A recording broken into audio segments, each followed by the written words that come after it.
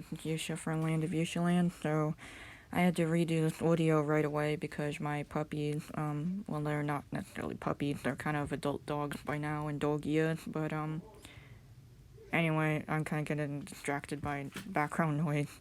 Anyway, I had to redo the audio because 2 out of 3 of our dogs are Shelties. So if you don't know what I'm talking about, they're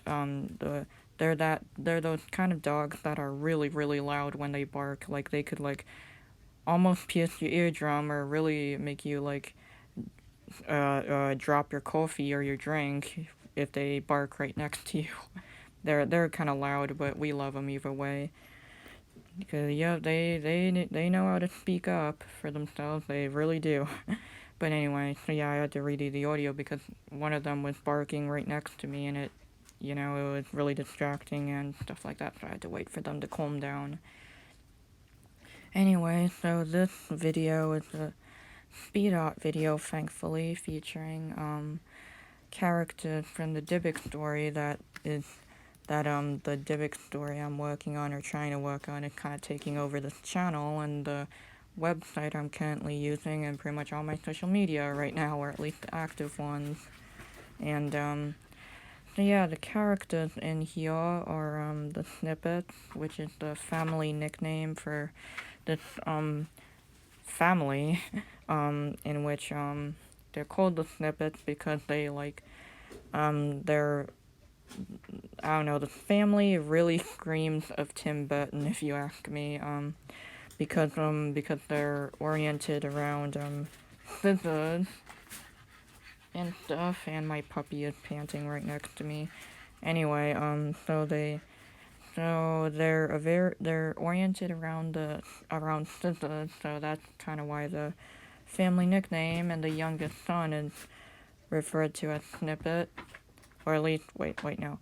The entire family is, referred to as the Snippets, a family moniker, if you have that, when you have those new neighbors and, you can't tell whether or not they're aliens, vampires, or, reptilians from a parallel universe, and you refer to them as a creepy moniker behind their backs cliche kind of thing. Yeah, that's what their nickname, the Snippets, kind of serves, they're, just kind of that odd family, and you don't know what else to call them by, so you call them by a weird nickname, anyway.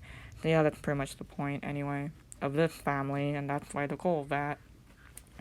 Anyway, so yeah, this is one of many, Dybbukverse families that I've come up with so far, and the only ones I've been drawing recently.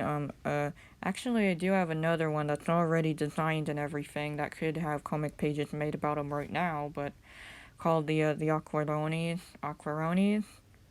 Yeah, they're already designed. You can see those designs on the website I'm using. Yeah, the official website, the quote official website for myself and the Dybbukverse I'm using to, I don't know, to show all the work I'm doing on the Dybbukverse, whether it becomes a success or not.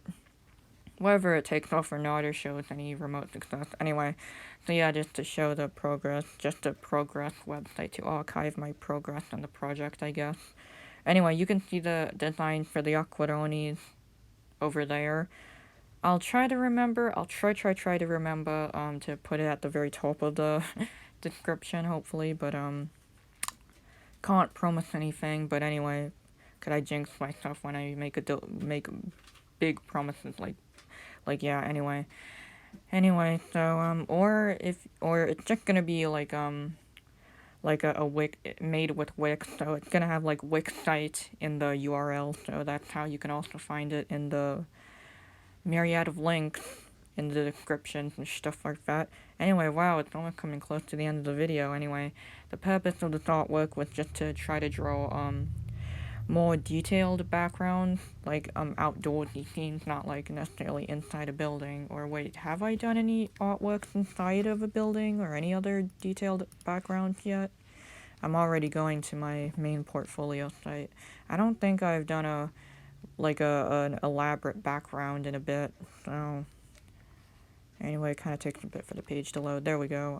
Have I even done a recent video, artwork in general with an interior of a building? the website, there we go. Have I? I've done one, elaborate background, and, oh yeah, that one with called Snowfield, the one that I uploaded for my own birthday, featuring, Aaron Jeffcoat's portrayal of, Private William Pilkington.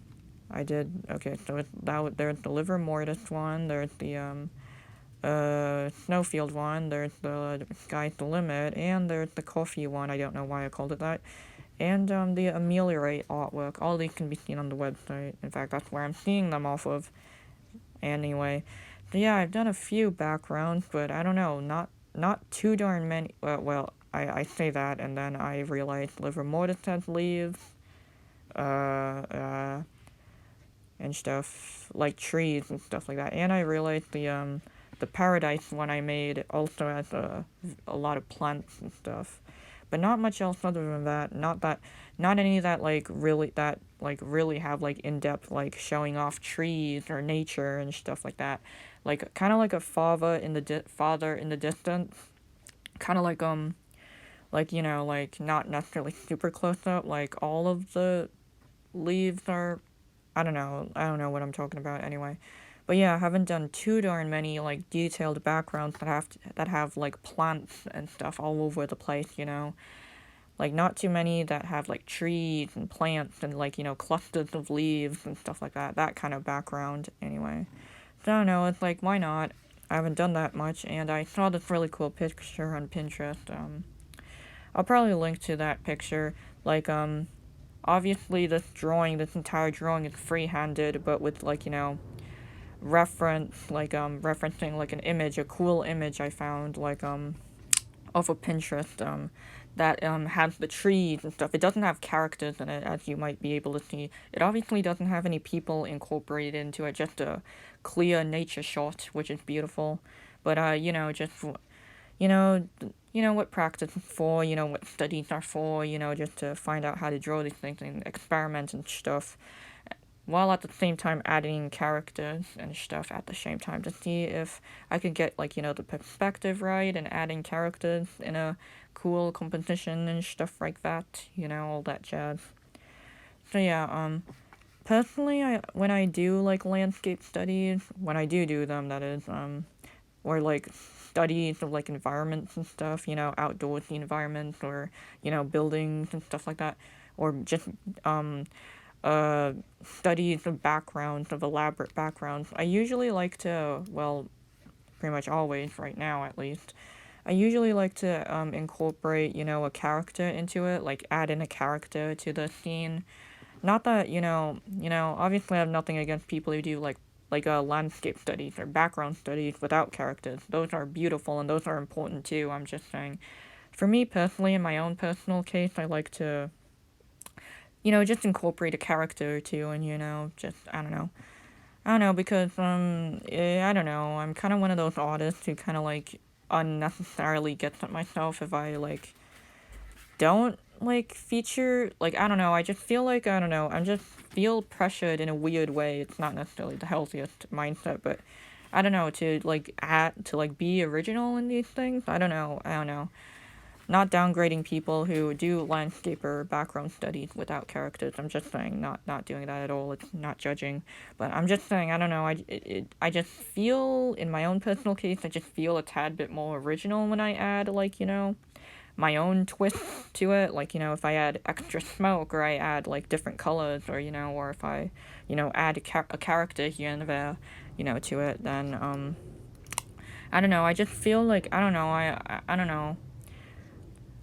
I just like to, like, you know, add characters, because I do like the characters that I'm coming up with and stuff like that, so, I don't know. And the picture, in the pictures I do see, and I have drawn reference from, and my dog is right next to me panting, whatever. So yeah, the picture, specifically the pictures that I have drawn from, like, really relate to the characters that I want, that some of the characters I've created, like the picture, like here, the original photo used for this one, for inspiration for this one, was, and obviously the original picture doesn't have that bending tree, much less, or let alone a kid in a tree. So yeah, that's kind of my own feature. Anyway, but the original photo, I thought really fit this family, and I really wanted another excuse to practice, outdoorsy scenes, so. So yeah, the original picture really fit the snippets, I think, in terms of color schemes and stuff like that. And I wanted to add my own twist with, trimming the, leaves off of it, and with scissors, and.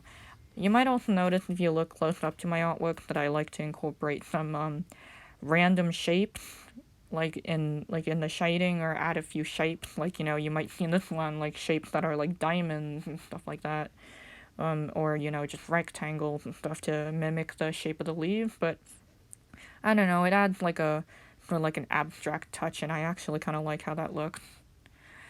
So I don't know, it just adds more like just simplicity. Like, I don't know what to call it, like, just adding more shape, just to, but that obviously fit in, like, look like leaves, very leaf or scissor-like or angular shape. Anyway, so that's the end of the video, that's the artwork, and thank you for watching, and I'll see you next time in whatever video I make. Bye!